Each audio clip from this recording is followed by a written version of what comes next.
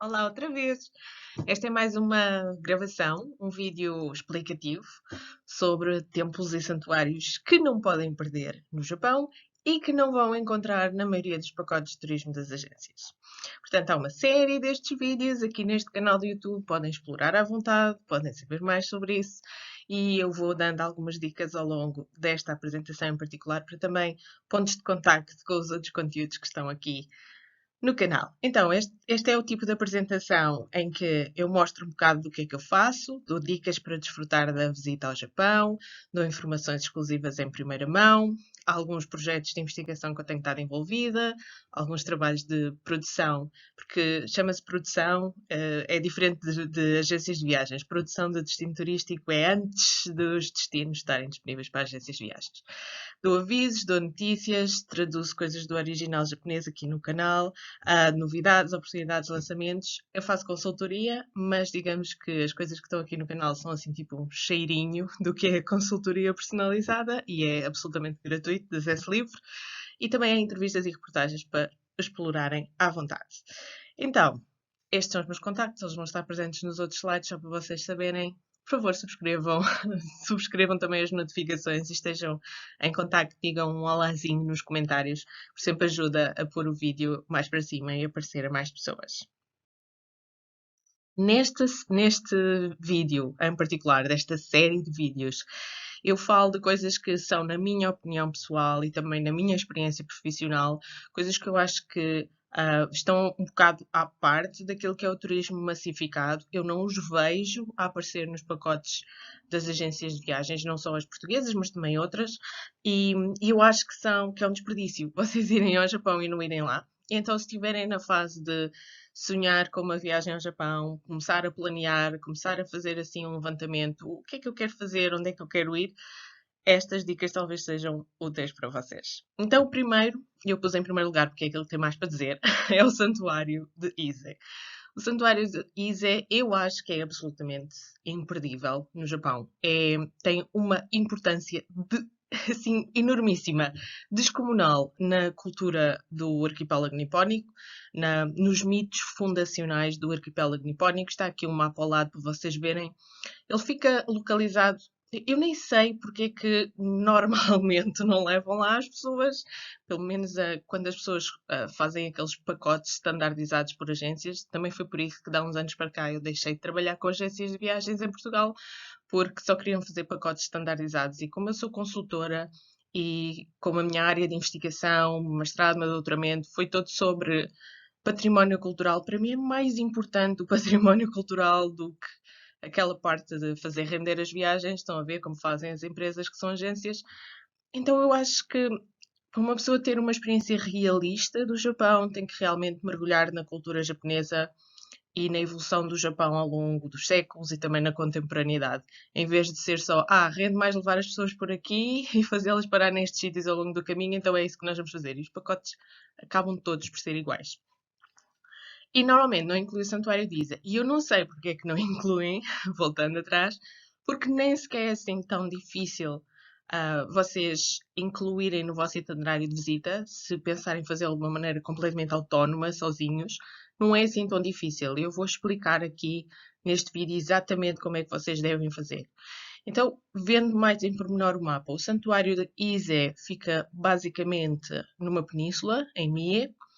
Não é assim tão difícil de incluir no itinerário de visita, porque há outras grandes cidades japonesas que existem relativamente perto e que vos podem servir de ponto de apoio para depois fazerem este percurso a Ise. E vocês já estão aqui a ver, por exemplo, uma muito grande, que é Nagoya. Vocês demoram aproximadamente 3 horas de Osaka em comboio e aproximadamente 3 horas de Kyoto em comboio. Se vocês fizerem coisas como alugar carro e irem para lá de carro, é mais rápido. Não é nada difícil alugar carro no Japão. Eu já escrevi muito sobre isso, escrevi para o Japan, é porque eu escrevo para vários websites. Às vezes com o meu nome, às vezes não com o meu nome, mas o texto, o conteúdo é meu. Mas enfim, mas por exemplo no Japan Travel está assinado por mim, portanto posso divulgar aqui. Fiz tutoriais sobre como alugar carro e conduzir no Japão no meu próprio, neste canal do YouTube, também já falei sobre isso. É bastante fácil, não é um bicho de sete cabeças. ter as capacitações, portanto, ter a documentação para poder alugar carro no Japão e conduzir no Japão. Mas mesmo que vocês não queiram, pronto, podem utilizar as redes de comboio que estão muito bem desenvolvidas no território japonês, porque o santuário de Ise é uma coisa que os japoneses visitam, é uma coisa que, por exemplo, as escolas fazem todas as visitas de estudo lá. E eu, por exemplo, estou aqui a pôr o conteúdo em exclusivo. Exclusivo porquê? Porque este é o que eu acho que é a melhor maneira de vocês irem lá. É realmente ficarem em Nagoya, que é onde eu costumo ir, e também sempre que as pessoas aceitam as minhas dicas, em contexto de serviços de consultoria ou em contexto de visita mesmo, estando no Japão, eu recomendo às pessoas que a gente passe algum tempo em Nagoya. Há muitas coisas interessantes para fazer em Nagoya, que eu gosto de fazer com as pessoas, para conhecer melhor o Japão. Não costuma estar incluída Nagoya nos programas, nos pacotes turísticos. Eu acho que é um desperdício. Devia estar. E é um bom ponto de salto para irem depois para Ise, porque realmente 2 horas e meia estão no santuário de Ise. Aliás, santuário não é assim tão simples, já vou explicar. Outro dos pontos que pode dar jeito de ser um ponto de ir para Ise a partir de lá, ou depois de Ise ir para lá, é Nara. Nara fica a sul de Kyoto, por isso é que normalmente Nara está sempre nos itinerários, porque é super prático a partir de Kyoto irem a Nara e voltarem para cima, mas não precisam de voltar para cima, podem ir para o santuário de Ise a seguir.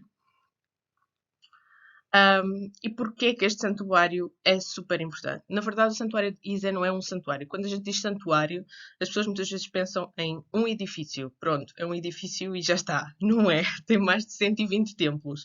Claro que não são todos enormes e não são todos o principal. Existe uma área dos templos do lado de fora e uma área dos templos do lado de dentro. Porque existe um fora e um dentro, que tem a ver com a marcação dos espaços sagrados no shintoísmo e cada vez mais dentro é cada vez mais sagrado, que é o Naiku e o Gekko.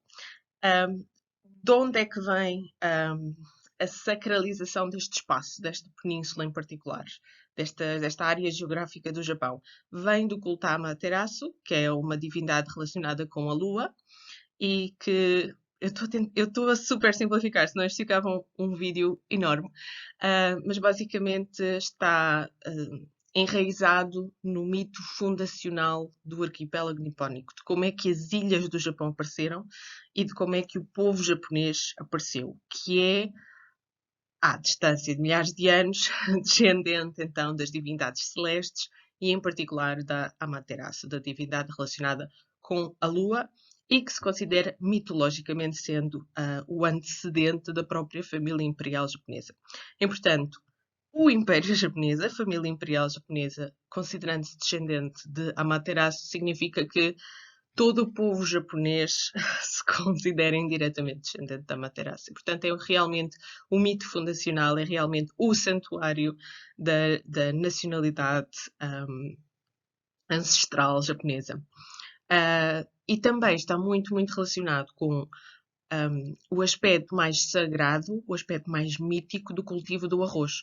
Porque o cultivo do arroz é, do ponto de vista prático, a introdução de uma colheita, a introdução de uma espécie, que é o cereal arroz, mas do ponto de vista do papel que ele representa, antropologicamente falando, na história do Japão e na cultura japonesa, o arroz também tem um valor simbólico, o arroz também tem um valor religioso, o arroz também tem um valor mítico. Isso depois prende-se com a produção do saquê, com etc, etc, etc. Neste canal podem encontrar outros vídeos sobre isso. Então, esta zona do santuário de Ise também é a zona em que o cultivo do arroz ficou intrinsecamente relacionado com o aspecto fecundo da divindade na terra nipónica e, portanto, a fertilidade da terra nipónica. No arroz, na natureza, nas pessoas. Não é por acaso que dentro do próprio santuário de Ise existem os campos de arroz para a produção do arroz, que depois se vai utilizar nos ritos dos próprios santuários dentro desse território de Ise e também da produção do saquê ritualístico, saquê para fins religiosos, para além do próprio arroz. Os santuários de Ise, e em particular os templos do interior, os templos de lá de dentro, são ritualisticamente reconstruídos a cada 20 anos. É muito interessante, porque isto é património classificado pela Unesco, património cultural da humanidade, mas no Japão, como é que eu vou reduzir isto? Isto é um semestre da minha cadeira do que eu dou, quando eu dou sobre conceitos de restauro e de património, a diferença entre o Ocidente e o Oriente. De facto, no Extremo Oriente, o conceito de património cultural e o conceito de conservação e restauro é completamente diferente. Existe a história das ideias acerca do património, a história das ideias acerca do restauro, a história das ideias acerca da conservação no Ocidente, e é toda uma escola que evolui e transforma-se e tal, e depois existe a corrente do Oriente, que não tem nada a ver. E uma das coisas que não tem nada a ver é que, no conceito japonês, património cultural não é necessariamente um objeto que se preserva autêntico, integral e uniforme, sem nenhuma mutação, transformação ou intervenção ao longo de séculos e séculos. Então, a percepção que eles têm de ser um património cultural classificado, inclusivamente pela Unesco, não é incompatível com a ideia de que esse mesmo património é totalmente desmantelado e totalmente reconstruído do zero, com materiais novos a cada 20 anos. Portanto, dizermos que o Santuário de Ise existe há 2000 anos, ele existe há 2000 anos, mas não é aquele, aquele edifício ou aqueles conjuntos de edifícios. Existe uma parte do Santuário de Ise, a parte mais sagrada do Santuário de Ise, que existe há mais de 2000 anos, mas que é periodicamente inteiramente reconstruído com materiais novos. E isso não é uma concessão à integridade do património, isso é intrinsecamente o valor patrimonial do próprio santuário, porque existe uma relação entre o santuário de Ise e o culto à natureza envolvente, como eu já falei, das colheitas, como eu já falei, da deusa lunar Amaterasu, mas também das florestas. Então, o Santuário de Ise implica necessariamente a proteção de uma área florestal imensa, das quais depois vão ser colhidas as árvores para se utilizar essa madeira para fazer a reconstrução periódica do santuário. E daí ser de 20 em 20 anos, porque há secções da floresta que são cortadas, que são sacrificadas, é um sacrifício do mundo natural à divindade, e essas árvores são utilizadas para a reconstrução do santuário. Ora, isto aconteceu pela última vez em 2013, portanto, contém 20 anos a partir daí, será a próxima assim, e próprio tudo o que tem a ver com as pessoas que vão cortar as árvores, a maneira como as árvores são cortadas, a maneira como os troncos são transportados, a formação que se dá aos mestres carpinteiros para conseguirem construir os edifícios do Santuário de Ise da mesma maneira que eles eram construídos há 2000 anos. Portanto, as próprias técnicas da marcenaria, neste caso. Tudo isso é ritualístico, tudo isso faz parte do culto à divindade, neste caso a Materaço e outros também, que são ali cultuadas. Portanto, todo o processo, toda a área florestal, todo o processo que tem a ver com cortar as árvores, tratar das árvores, reconstruir, as técnicas de construção em si, tudo isso é uma prática manual, mas também é uma manifestação ritualística da fé, neste caso dentro do shintoísmo. E, portanto, estão a perceber? Eu comecei por aqui por algum motivo. É extremamente importante. Os troncos são levados ao longo dos rios, entre as florestas onde são colhidos e a zona onde depois são tratados. Os troncos são levados nestes carrinhos de transporte, estão a ver, com toda esta pompa e circunstância, sempre que existe o evento de começar a preparar a reconstrução. Existem festividades no Santuário de Ise, não existem só de 20 em 20 anos. Existem festividades, o calendário de festividades sobrepõe-se, não é? Faz camadas. O grande ritual é tal em 20 anos, mas existem também todos os anos alguns cultos que têm que se fazer, nomeadamente dos campos de arroz, por exemplo. A plantação do arroz dentro da área do Santuário de Ise, que em junho é sempre uma zona de festival e as pessoas podem entrar e ver e assistir e tudo. E é isso que eu gosto de fazer com as pessoas. O outro que eu vou falar aqui é o Fujisan Ongo Sengen Taisha. Este é um dos meus favoritos. Em primeiro lugar, costuma estar sempre muito tranquilo. Se vocês não forem na época, por exemplo, de pico da floração das sakura ou de pico das florestas ficarem com as folhas vermelhas do momiji, que são aqueles picos turísticos, ou na Golden Week, que também é outro pico turístico, é a primeira semana de maio. Se vocês fugirem dos picos de turismo e de gente a circular, é um sítio que são pontuais e que se consegue evitar. O Fujisan Hongu Sengen Taisha é um sítio super tranquilo, em que vocês vão ver meia dúzia de gatos pingados a visitar, são japoneses. Existe alguma movimentação a mais de japoneses, não de estrangeiros, quando são, por exemplo, as datas de abertura das rotas de subida ao Monte Fuji. Basicamente é assim, o Monte Fuji tem 5 rotas oficiais de subida, que são aquelas que são autorizadas. Existe um vídeo aqui no canal, se quiserem ver, eu vou pôr aqui o link em cima, ele vai aparecer aqui, acho eu, o link para vocês verem como subir ao Monte Fuji. E quando as pessoas vão para subir ao Monte Fuji, geralmente vão alguns dias antes, ou pelo menos uma noite antes, e ficam essa noite em povoações à volta do Monte Fuji, que permitem depois aceder a uma das rotas de ascensão, uma das rotas de caminhada a subir. O Fujisan Hongu Sengen Taisha localiza-se precisamente num desses pontos, e eu vou-vos explicar aqui, é exclusivo, porque são as minhas rotas, as rotas que eu criei, como é que eu acho que vocês devem fazer para acederem a este santuário importantíssimo. É um dos 2 santuários onde se presta culto ao Fuji, porque o Fuji é uma montanha, mas também é uma divindade shintoísta.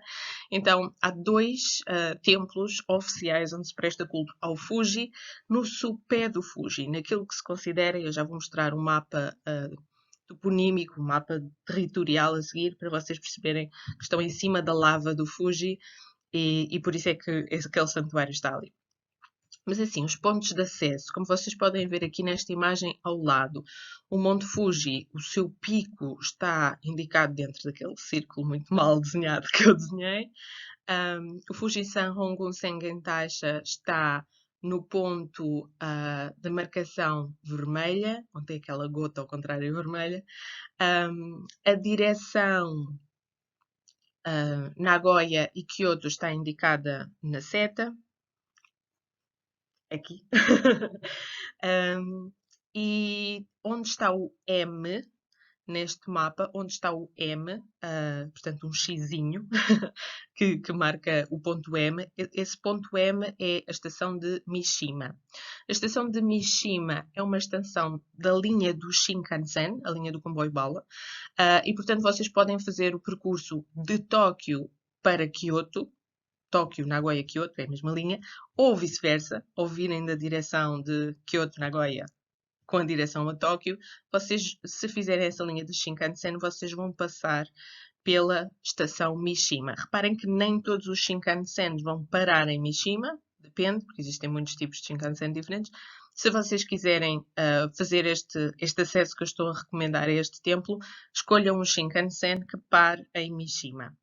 Vocês saem do Shinkansen, do comboio bala em Mishima, e apanham uma linha local, uma espécie de comboio urbano, para Numazu, ou na direção de Numazu, e depois prosseguem até irem para Fujinomiya, ou Fuji Yoshida. Portanto, as estações que dizem Fuji. Basicamente é isso, na direção do Fuji.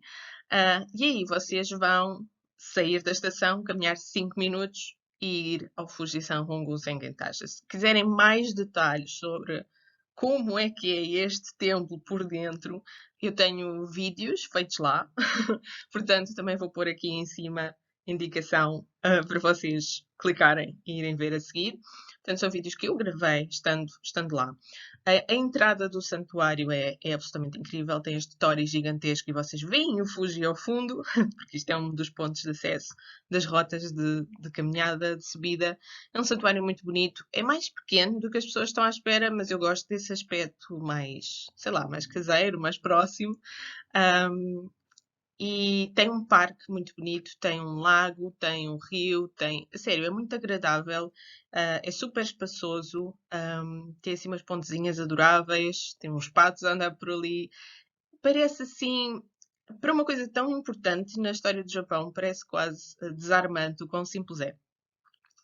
Há poucos anos, eu creio que foi 2018, não tenho bem a certeza, mas acho que foi 2018, o Monte Fuji, e todo o aparato patrimonial à volta do Monte Fuji, incluindo os santuários, foram classificados como Património Cultural da Humanidade pela Unesco. E como vocês podem ver neste mapa aqui ao lado, as lavas do próprio Fuji, que aqui estão na área amarela, a área mais, o pico mais alto, ou os pontos mais altos, ou as lavas mais recentes, se vocês quiserem assim, estão a laranja e a amarelo estão as lavas primordiais. E vocês podem ver que existe um caminho de lava até ao ponto 2, que diz Fujisan Hongo Sengen Taisha Shrine, e é nesse ponto que se localiza o santuário. Portanto, houve uma determinada erupção antiquíssima do Fuji, em que abriu um caminho de lava por aquele vale abaixo.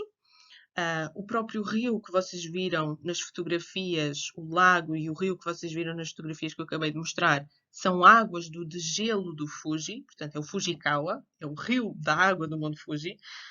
Portanto, aquelas águas também são consideradas sagradas e há determinados rituais que se fazem por causa disso. E as pessoas adoram beber aquela água e faz muito bem. E quando vocês estão naquela terra e abrem a água da torneira, eles canalizaram a água do Fuji para a água da torneira da maior parte dos hotéis e das onsens. Portanto, vocês bebem a água do Fuji mesmo estando ali.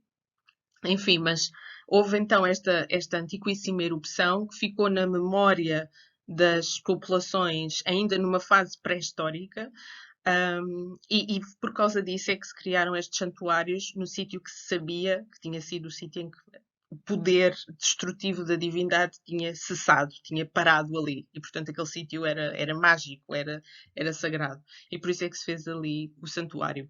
Existe um outro, que aqui no mapa está no ponto 6, o Fuji Sengen Jinja Shrine. Portanto, eu disse-vos que havia 2 santuários oficiais da divindade do Monte Fuji, que também é um sítio onde as lavas cessaram, onde as lavas pararam de escorrer, e portanto é a porta para a divindade. Estes 2 sítios são basicamente portais, portais multidimensionais, segundo a mitologia e a crença shintoísta, são portais multidimensionais para a esfera sagrada do que é a entidade Monte Fuji. E, portanto, são sítios extremamente importantes da cultura japonesa. Eu gosto de levar lá as pessoas e fazer visita guiada. Acho que há muita coisa que se consegue explicar estando ali. É assim, podem ler 10 ou 20 livros ou podem estar ali e fazer uma visita guiada, acho eu. Acho que há muitas maneiras de aprender dentro da sala de aula e fora da sala de aula, e para mim é importante passar lá. Desde que o Fuji foi classificado como Património da Humanidade pela Unesco, criou-se um centro interpretativo que também ajuda à festa, portanto é mais um motivo para ir lá. Ele está praticamente colado ao Sengen Taisha. O edifício é interessante, ganhou assim uns prémios de arquitetura e não sei o quê, é suposto ser uma espécie de imagem mirrored em espelho do Monte Fuji, porque tem ali aquele lago de águas paradas. E tem uma plataforma no segundo andar onde se tem um deck de observação do Monte Fuji, quando o tempo o permite, do qual se tem uma vista muito boa. Então, esse era um santuário que eu tinha que falar aqui, porque faço questão de levar lá as pessoas nas minhas visitas, se quiserem ir comigo. Em breve é só contactarem-me pelos contactos que estão aqui em cima. Existe um endereço de e-mail, podem encontrar-me no Facebook, podem encontrar-me no Instagram, podem encontrar-me na página do Projeto Cultural e Pedagógico Japão em Portugal, podem encontrar-me de todas as maneiras e mais algumas. 2020 foi um ano esquisito, mas em 2021, quando o Japão voltar a abrir as fronteiras para os turistas, que eu também vou dar informação aqui no canal, claro que eu vou retomar os meus programas de visitas de estudo ao Japão. Um outro santuário que eu queria falar aqui é o Busharito Ewa, que é conhecido como o Parque da Paz, porque Ewa normalmente é traduzida por paz. Também é perto do Monte Fuji, portanto também é nesta área. O ponto de referência é a cidade de Gotemba, que é considerada uma cidade termal, uma cidade onde há muitas onsen, lá está, de águas naturalmente aquecidas pela atividade vulcânica que está debaixo de toda aquela área à volta do Monte Fuji. Gotemba é um sítio onde eu também gosto de levar as pessoas, a própria cidade, quer queiram lá fazer termas ou não, porque tem coisas muito giras para fazer, nomeadamente tem umas lojas de chá espetaculares. O Gotemba Premium Outlet, também podem ver aqui no mapa, é um dos sítios considerados com melhor vista para o Monte Fuji. Apesar de ser um centro comercial ao ar livre. É um outlet, portanto é um centro comercial ao ar livre, mas foi feito para proporcionar as pessoas quererem ir às compras também, foi feito para ter vistas e fotos espetaculares do Monte Fuji. Já aqui a dica.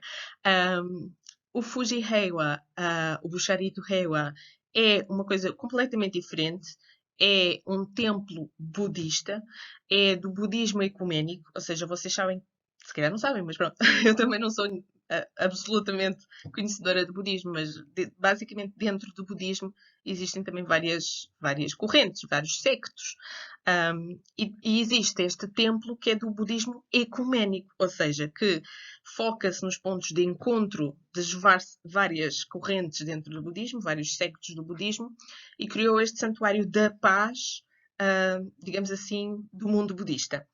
No EWA existem muitas coisas, muitas estátuas, muitas lanternas, muitas obras de arte que foram doadas por vários países diferentes, cuja fé predominante é o budismo. Então é uma espécie de museu ao ar livre de arte budista.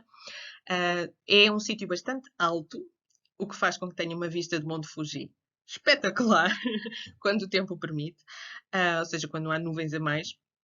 Mas vocês têm que subir muito a pé, está bem? Mesmo quando as pessoas vão de autocarro, nunca conseguem lá ir exatamente acima dos transportes públicos, têm sempre que caminhar um bocado. Dito isto, eu acho que vale muito a pena ir. As vistas são lindíssimas, tem esta stupa, que é esta estrutura no topo do monte, que se vê a uma grande distância. Aliás, se vocês forem, por exemplo, de comboio para a estação de Gotemba, antes de vocês chegarem à estação de Gotemba de comboio, vocês vão ver isto à distância, seguramente. Lá ao fundo, estão a ver, do outro lado da stupa, têm o Monte Fuji, que se vê bastante bem. Portanto, isto é um monte à frente do Monte Fuji, portanto, vocês estão aqui a ver o outro lado. E é um sítio realmente muito tranquilo. As pessoas que vão lá são geralmente devotos do budismo de vários sítios diferentes, sei lá, Tailândia, etc. E então são pessoas que estão lá com uma certa maneira de estar, que não é a maneira dos sítios massificadamente turísticos. E eu gosto mais assim, eu acho que é mais bonito assim. É o sítio para vocês irem, ficarem lá sentados, respirarem um bocado, absorverem o momento, realmente. Se vocês me seguem no meu Instagram, se não seguem, devem seguir, Inês Carvalho Matos, já devem ter visto esta fotografia. Esta foi, curiosamente, uma das fotografias mais vistas e com mais interações do ano passado. É precisamente lá, no EWA, porque as pessoas perguntaram: estás aonde, Inês? Estás no Butão? Estás na Tailândia? Onde é que tu estás? Não percebiam que isto era o Japão, não conheciam, pronto. E eu disse, não, eu estou no Japão, mas na altura nem disse onde é que era. Disse, não, podes ter a certeza que isto é no Japão na mesma. Pronto, agora já sabem. Este é o meu Instagram. Agora vou-vos dar mais duas, porque são só 5 santuários que eu estou a focar-me aqui neste vídeo, neste tutorial, se quiserem. Não é o suficiente, não é tudo o que é para ver, mas pronto, mas são estes que eu me foquei aqui. E vocês podem ver aqui no que eu vou explicar uma alternativa a uma coisa extremamente popular no Japão, mas que eu acho que já estragou. Já é popular ao nível em que já é demais.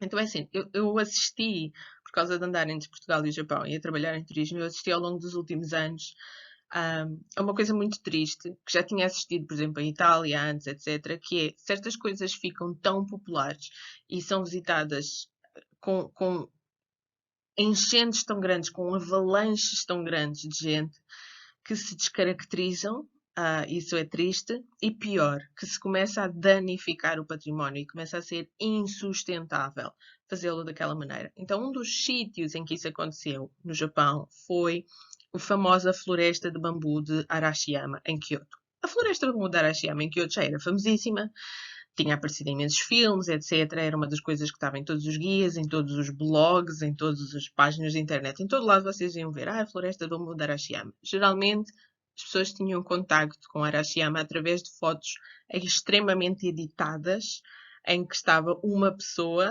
claro, com muito Photoshop, num contexto de floresta de bambu idílico. Ora bem, Arashiyama não é a única floresta de bambu daquelas no Japão, ok? Ponto, vamos definir isso logo à partida. É muito comum em certos complexos de templos, de santuários, haver florestas de bambu. Porque os sítios onde as pessoas tinham que viver com um nível mais ou menos recatado, estilo monge, era-lhes exigido uma certa capacidade de introspeção durante as suas práticas religiosas. E as florestas de bambu permitem essa divisão dos espaços e permitem essa divisão, permitem essa fronteira visual por causa dos bambus todos juntos e densos, e permitem também uma purificação dos sentidos, no sentido em que o que vocês veem é uniformemente verde, os sons são filtrados por aquele ruído do vento a bater nas folhas do bambu, portanto, consegue-se fazer uma divisão visual e uma divisão sonora do resto da cidade, ou até de um templo vizinho que existe colado ao lado. Então, as florestas de bambu funcionam como um dilatador de espaço, na medida em que eles acentuam a fronteira entre o sagrado e o profano, e eles dilatam o espaço mental e o espaço sensorial para que as pessoas que estão nesse templo possam fazer a meditação ou fazer a oração em condições. É por isso que muitos santuários do Japão têm florestas de bambu extremamente densas e que foram preservadas até à contemporaneidade porque continuam a fazer parte do território privado de certos templos. Dito isto, que é um resumo muito resumido, mas eu tentei. Dito isto, existem muitos outros sítios onde vocês podem ver florestas de bambu nesta natureza e que não estão, acho eu, tão descaracterizados, tão danificados e onde é tão difícil caminharem com prazer como neste momento em Arashiyama. Já era difícil, já estava a ser difícil caminhar com prazer em Arashiyama. E esse é que é o problema, porque as pessoas vão lá com uma série de expectativas criadas por vídeos ou imagens ou fotos muito editadas que vêm na internet e depois ficam tristes porque não é essa a experiência que conseguem lá ter. Eu não gosto. Que as minhas pessoas, ou seja, que as pessoas que vão comigo estejam tristes. Não gosto. E também não gosto que vocês que estão aí a seguir estas indicações acabem por ficar tristes, portanto eu vou-vos dar uma alternativa. O Hokukuji, portanto, esta história toda foi toda para chegar ao Hokukuji, é um templo muito perto do centro histórico de Kamakura, entre Kamakura e Zushi, mas em que, portanto, estamos a falar de Kamakura, estamos a falar uma coisa basicamente a 1 hora de Tóquio. É uma day trip super fácil de fazerem a partir de Tóquio. A Kamakura costuma, sim, estar integrada nas visitas, nos pacotes de turismo das agências de viagens. Isso é verdade. Porque Kamakura tem o Daibutsu, o Buda gigante. Então, até costumam incluir a visita ao Daibutsu, ao Buda gigante, nos pacotes turísticos das agências de viagens. Normalmente não inclui o centro histórico de Kamakura. Por exemplo, o Tsurugaoka Shrine, que é o santuário de Tsurugaoka, que eu acho que é muitíssimo importante incluir, por causa da fundação do Shogunato Tokugawa e tudo, e do período histórico Kamakura, em que Kamakura era uma das capitais militares do Japão. Pronto, eu gosto de levar as pessoas a Kamakura e explicar o contexto todo de Kamakura, a importância de Kamakura para a geopolítica japonesa e não só, tipo, vamos ao Daibutsu, vemos o monumento e seguimos. Eu acho que isso não tem contexto, mas pronto. Mas as pessoas até vão, até costumam ir a Kamakura por causa dos pacotes turísticos, mas eu acho que eu nunca vi nenhum ou ninguém a recomendar este templo em particular. E eu acho que é uma ótima alternativa a uma floresta de bambu lindíssima. E uma coisa que o Hokukuji tem, que, por exemplo, Arashiyama não tem, é uma casa de chá em condições. Arashiyama tem muitos estabelecimentos comerciais, mas eu acho que não tem nenhuma casa de chá em condições dentro da própria floresta de bambu, em que vocês podem fazer cerimónia do chá. Têm que fazer marcação com antecedência, mas podem fazê-lo, e eu acho que isso aí é cereja no topo do bolo. Isso aí torna a experiência da visita absolutamente perfeita. Pronto, e tem estes caminhos dentro da própria floresta de bambu, que são lindos, e que aqui sim, sem edição absolutamente nenhuma, consegue-se uma fotografia destas num dia de verão normal. Portanto, sem andar a apagar pessoas em Photoshop. Se vocês gostam de jardins e parques e natureza e este tema de saber mais sobre os jardins e parques do Japão, consultem o meu outro vídeo, que está aqui em cima, sobre parques e jardins que não podem perder, em que eu foco toda nisso. Pronto. Continuando. O quinto e último elemento deste tutorial sobre santuários e templos que não podem perder, porque já falei aqui do shintoísmo, do budismo, já falei aqui de muitas fés diferentes e queria integrar aqui também o exemplo da Igreja de Osaki. Foi muito difícil escolher só uma, escolhi só uma, da fé cristã católica que está presente no Japão desde o século XVI. Eu não digo esteve presente, porque ela está presente no Japão continuamente desde o século XVI, e eu não gosto de desconsiderar as minorias. Eu acho que isto é um desfavor que lhes fazem muitas vezes, enfatizar que são uma minoria como se, por serem uma minoria, não tivessem direito de tempo de antena. Eu acho que as minorias têm, e se calhar até têm mais direito de tempo de antena, e a minoria católica do Japão, cristã, pronto, em geral, que eu também sou ecuménica, eu acho que tem direito a tempo de antena. A somar a isso, porque ajuda-nos muito a compreender, isto porquê? Porque ajuda-nos muito, muito a compreender o Japão e os japoneses, entender como é que eles gerem as minorias e como é que eles gerem versões alternativas da história nacional. Porque assim, as minorias contam sempre uma versão da história daquela nação que é alternativa, por definição, à versão hegemónica e que se quer única da história nacional. Normalmente conta-se, sei lá, o que é o Japão de uma maneira diferente a partir de um partido ou a partir de uma minoria étnica. Estão a perceber? Isso não é só o Japão, isso passa-se em todos os países. Então eu acho que para nós termos uma visão completa de uma nação, de um povo e de um país, nós temos que compreender as diversas vozes que construíram narrativas coerentes sobre o que é a história daquela nação e que todas juntas são como que avatares de uma versão mais completa de capacidade de compreensão sobre a história daquele país, daquela nação e daquele povo. O património cristão do Japão foi classificado como Património da Humanidade pela Unesco muito recentemente. A Igreja de Osaki é uma dessas. Esta classificação da Unesco veio culminar, digamos que veio virar a página de um processo que já estava a decorrer desde 2005. 2005, meus amigos. Nós já andamos nisto há muito tempo. E um processo que eu comecei a acompanhar a sério a partir de 2012, que foi quando eu fui para o Japão para fazer isto, para perceber como é que os patrimónios do sul do Japão contavam uma história um pouco alternativa em relação ao que era o Japão. A Igreja de Osaki, em particular, está incluída num conjunto de igrejas, casas de oração, mas que são casas privadas, centros interpretativos, museus, rotas de peregrinação, etc. Portanto, há muitos tipos de monumentos e de patrimónios, sejam materiais ou imateriais, que compõem a rede Horácio, que é oração em latim, e que foi criada pelo bom povo das Ilhas Goto, que é gente espetacular. Toda a gente em Kyushu é espetacular. As da prefeitura de Nagasaki são top notch. As da Oita também. E as de Goto, incrivelmente ágeis. Aquilo é um sítio que parece o fim do mundo. Vocês para irem lá parece que têm que ir para lá do fim do mundo. Mas uma vez que vocês lá chegam, aquela gente é muito à frente e movimenta-se muito. E na gestão do seu próprio património, acho que são absolutamente exemplares. Então, como é que se visita a Igreja de Osaki? Vocês vão para as Ilhas Goto, podem apanhar um ferry, por exemplo, a partir da cidade de Nagasaki. Vocês vão para uma das ilhas Goto que se chama Fukue.